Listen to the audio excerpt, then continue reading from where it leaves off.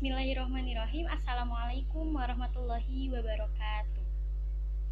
Halo semuanya, perkenalkan nama saya Siti Kamila Nurrohmah dengan nomor induk mahasiswa 11910404155. Saya merupakan mahasiswi aktif pada program studi tasawuf dan psikoterapi di Fakultas Usuluddin pada angkatan 2019.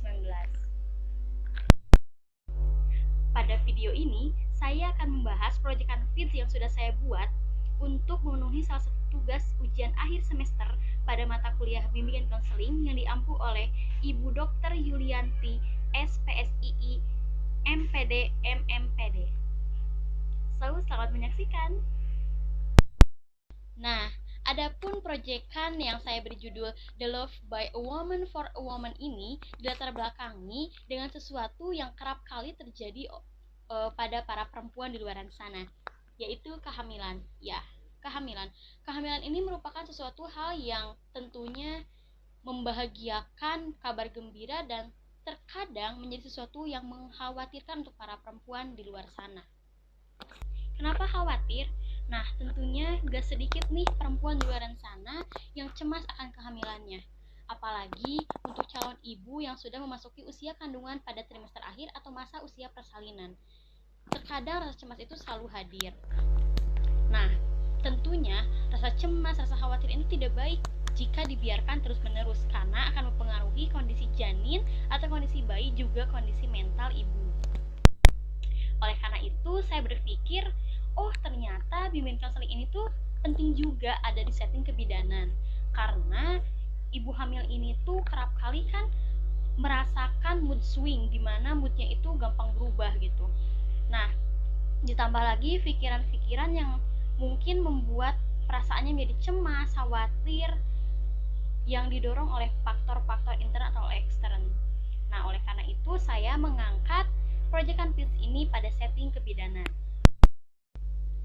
Adapun metode quiz yang saya ambil pada proyek The Love by a Woman for a Woman ini, saya mengambil teori single teori dari pendekatan Gestalt, di mana fokus pada terapi ini adalah fokus pada konseling bagaimana keadaan ibu hamil sekarang, serta hambatan-hambatan apa yang muncul dalam pikirannya, kesadarannya yang bertujuan untuk membantu ibu hamil agar berani menghadapi berbagai macam tantangan maupun kenyataan yang harus dihadapinya di masa depan.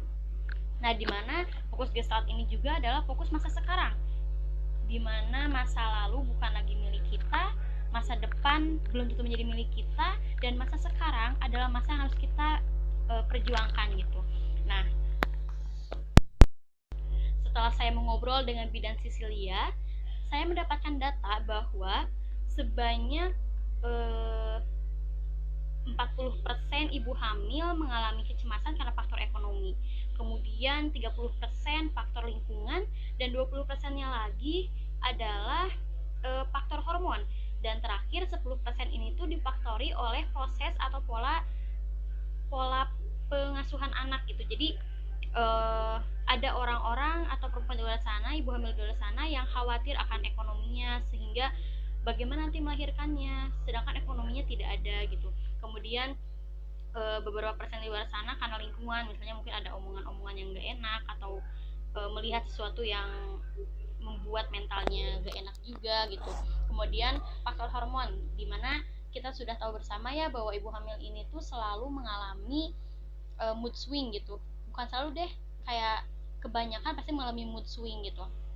Nah, oleh karena itu terkadang mood swing ini tuh mempengaruhi juga kecemasan ibu hamil. Dan terakhir ini tuh adalah kecemasan untuk kehadiran bayi. Nanti setelah bayinya lahir, dia harus apa dan harus bagaimana, itu pun terkadang menjadi suatu kecemasan. Nah, oleh karena itu saya melakukan yaitu melakukan konseling bersama ibu hamil di wilayah saya dengan inisial klien bernama E, di mana klien ini mengalami kecemasan karena ketakutannya akan masa lahiran nanti, karena usianya yang masih muda.